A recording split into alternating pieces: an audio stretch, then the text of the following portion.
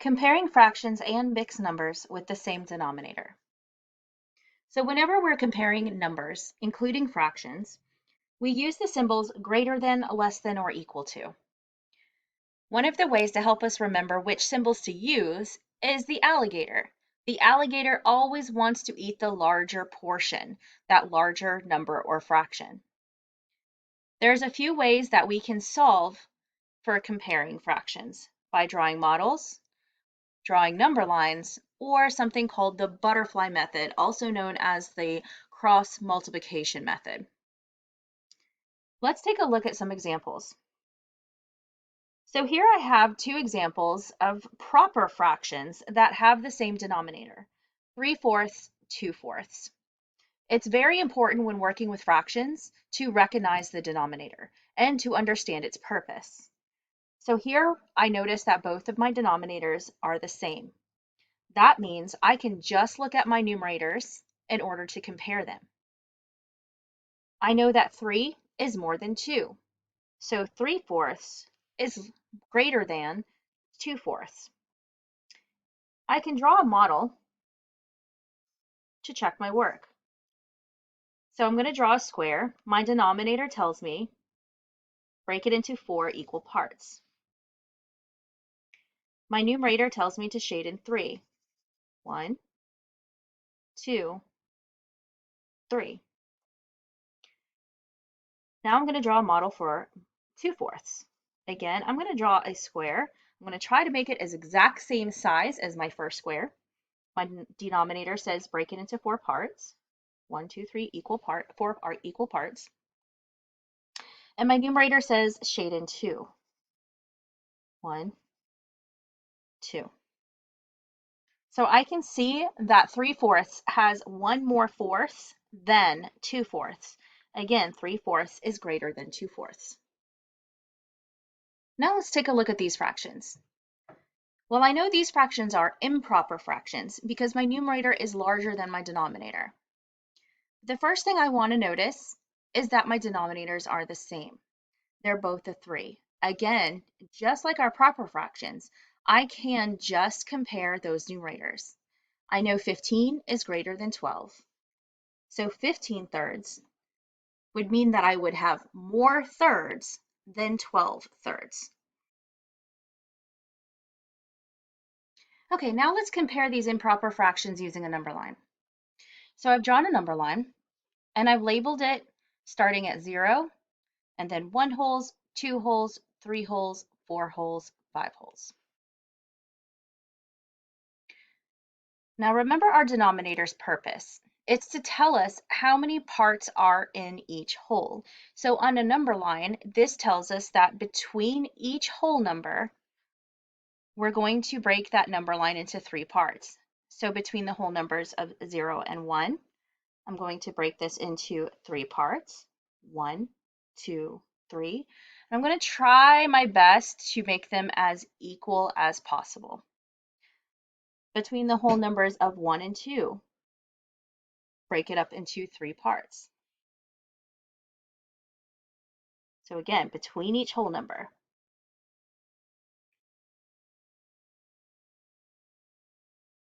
Since we're working with the same denominator, I can use the one number line very easily. So here I know that this first mark here would be 1/3. I would make one jump 1/3, then 2/3. Then just like if we're counting, we'd go on to 3. Well, 1 whole is the same thing as 3/3. Whenever we're working with number lines, it's a good idea to label those number lines. 4/3, 5/3. Again, 2 holes means I have 6/3. 3 holes means I have 9/3. And I'm just counting on.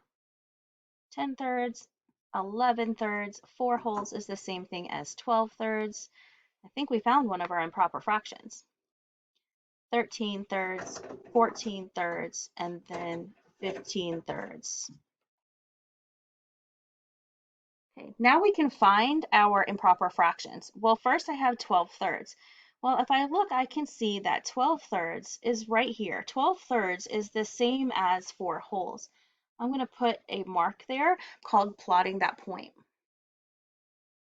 Then I'm going to find 15 thirds. Well, 15 thirds is over here. It's the same thing as having 5 wholes. So I plotted that point.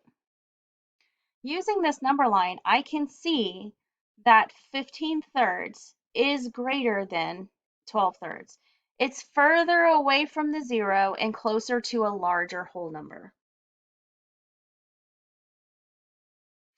Okay, now let's take a look at that butterfly method or cross multiplication method.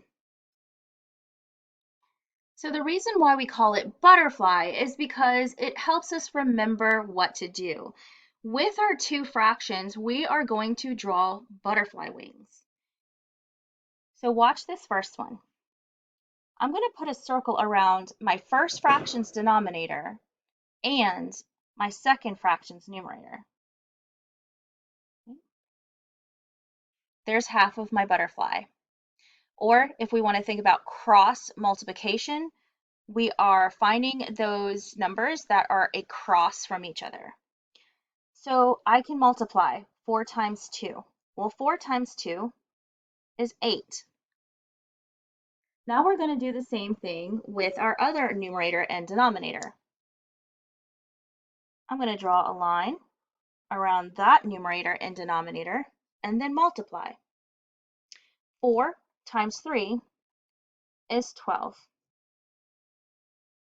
So I can compare these because I know that 12 is greater than 8.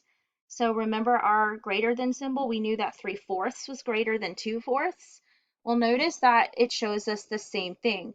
This side is greater. So again, I can use that greater than symbol. So as you can see, it kind of looks like a butterfly. Let's try it with our improper fractions.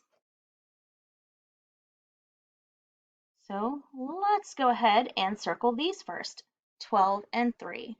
Well, what is 12 times 3? That's the same as 12 plus 12, which is 24, plus 12 more, great job, 36. Now we're going to cross multiply the other numerator and denominator. So we would say 3 times 15, or 15 plus 15 plus 15.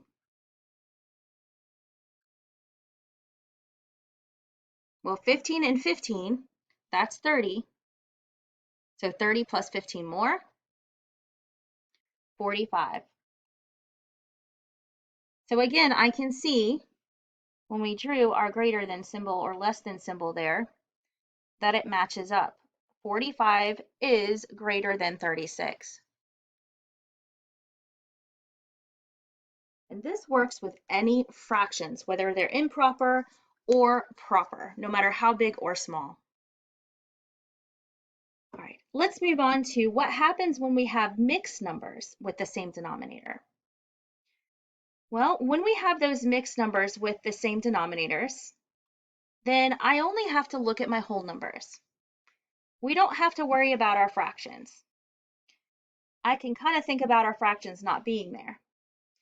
Because I know that 2 is greater than 1, that means that 2 and 6/8 is greater than 1 7/8. Pretty easy, just compare those whole numbers.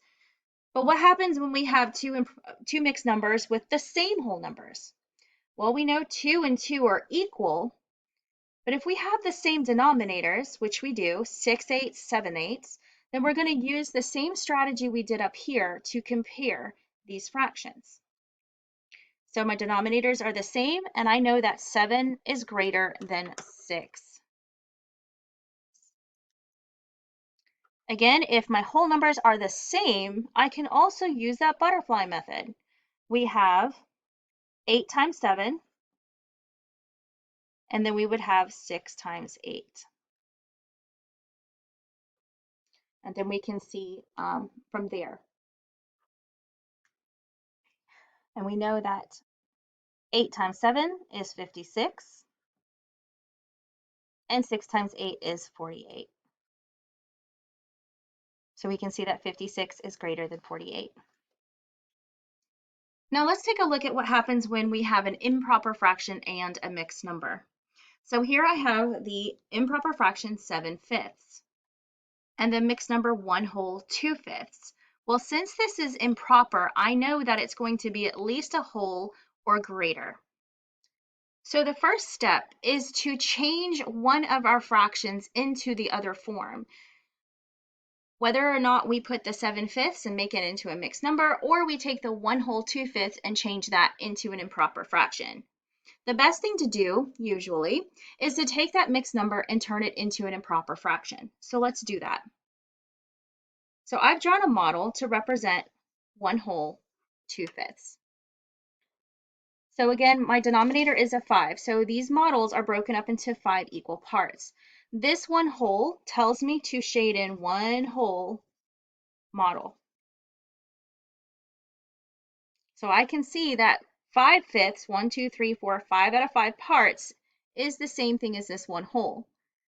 Then I can represent the 2/5. 1, 2. Well, now I can count up how many parts I have at all. 5/5 plus 2 more, 5 plus 2 is 7. So that means that this mixed number is also the improper fraction 7/5. Well, take a look. That is what we're trying to compare it to. So is 1/2 greater than, less than, or is it equal to our first fraction, 7/5? Yep, it's equal. They are equal to each other. Let's take a look at another example here. This time we have just a little bit larger numbers to work with. So like I said before, we can change this into a mixed number. We can think about how many times do we have 7? Well, we have 7, 14, 21. Well, 7 can go into 21 3 equal times. So this should be the same as 3 wholes.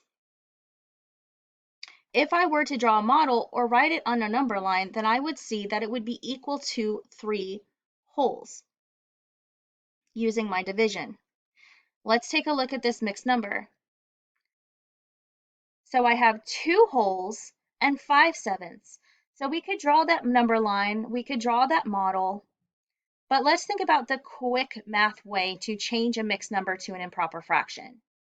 We multiply the denominator and the whole number, so 7 times 2. Good, 7 times 2 is 14. Now I'm going to add my numerator. So 7 times 2 equals 14. Then I'm going to add my numerator, 5, which gives me what? 19. I'm going to keep it over that denominator of 7. So the improper fraction for 2 wholes, 5/7 is 19/7, and I'm comparing it to the improper fraction 21/7. Can you see which one's larger or greater and which one's less? Great job. Since my denominators are the same, I can compare those numerators. 21 is greater than 19. I'm going to use that symbol to show my alligator is eating that larger fraction. One more thing. Let's try that butterfly or cross multiplication method one more time. So I'm going to circle one denominator in the opposite numerator. So here I have 7 times 19. And then over here, I would have 21 times 7. Go ahead and pause and see if we can figure that out. All right, did you figure out your math? Good. 21 times 7 equals 147. 7 times 19 equals 133. So again, we can see that our symbol shows the bigger part.